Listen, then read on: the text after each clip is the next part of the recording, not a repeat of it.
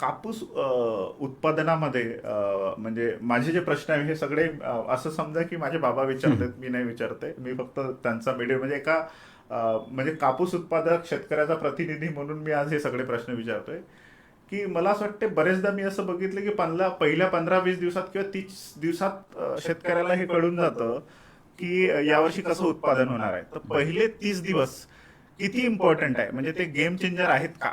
याच्यावरती जर तुम्ही दोघांपैकी कोणी जर आम्हाला समजून सांगितलं की पहिले 30 दिवस कापूस उत्पादनासाठी किती महत्वाचे आहेत.